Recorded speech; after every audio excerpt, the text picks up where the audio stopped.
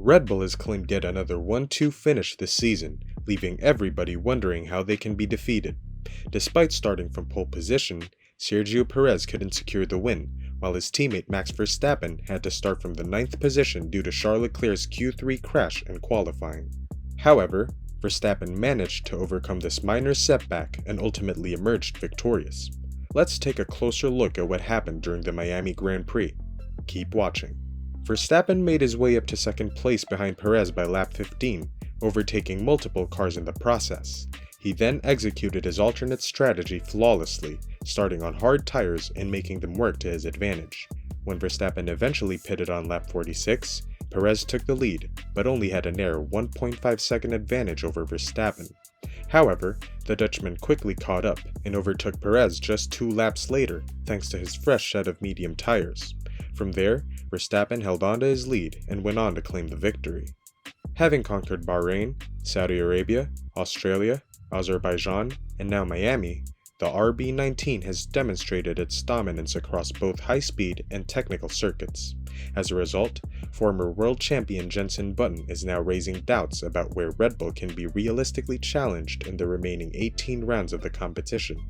Speaking to Sky Sports, Button said, "It's going to be a tough team to beat this year at any track we go to. It's worked on street courses, fast courses, low-speed stuff. It's just phenomenal. So yeah, it's going to be tricky." Despite Red Bull's apparent dominance, Button did note that it was encouraging to see some competition between Perez and Verstappen. He expressed surprise that Verstappen's strategy worked out so well for him, considering that Red Bull had initially believed that Perez's medium to hard route was the superior one. He went on to say, "But nice to have a race between the two Red Bulls at least at the front. The alternative strategy working for Max, which is a little bit of a surprise, but the medium tires really struggled on the dirty track, and they worked much better at the end for Max, so well played by him, but it's always a little bit luck on your side, and good job by the whole team." Following the Miami Grand Prix, Red Bull team principal Christian Horner took a playful jab at F1 competitors Mercedes and Ferrari in light of their continued strong performance this season.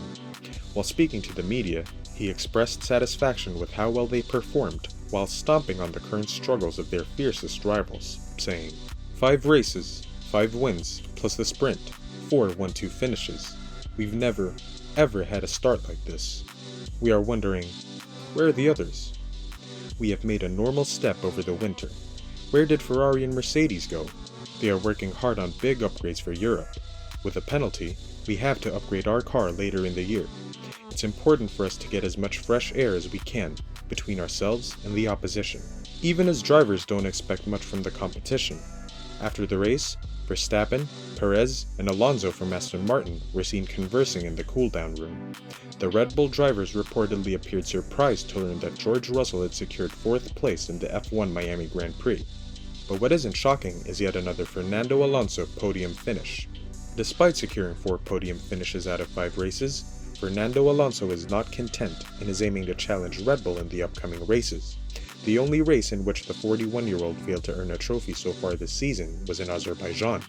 After the Miami Grand Prix, Alonso said, "The car is amazing. It was a lonely race, nothing to do in front of us with the Red Bulls and nothing behind us. The Ferraris were a little bit worse than expected today.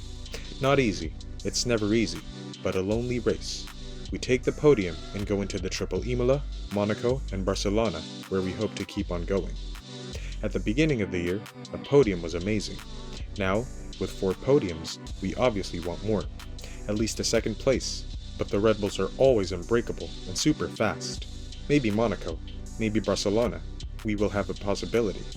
When interviewed by Sky Sports, Alonso acknowledged that catching up to the Red Bulls would be quite challenging. However, he remains optimistic about his team's ongoing process, which gives him some hope. The Spaniard also stated that, "I was hoping he would have a DRS train in front of him, but he was just making moves one after the other, and the guys in front were not in the DRS either. It was a little bit too easy for him. Next time, we will try between all of us to make it a little more difficult. It has been much better than expected. We have been to a few circuits now with different layouts and characteristics, better weekends and worse weekends. This one was quite tricky because we started off the pace and we only went back in the game in qualifying. I think the team is just growing in every area and we are stronger and stronger. It feels good. Max Verstappen and Sergio Perez are currently battling each other for top positions on the grid. As a result, Red Bull has been cautioned that Verstappen may be seeking a new teammate.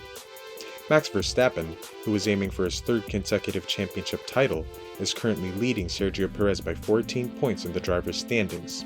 However, after Perez's 2 victories in Azerbaijan, he expressed his desire to compete against his Red Bull teammate for the championship.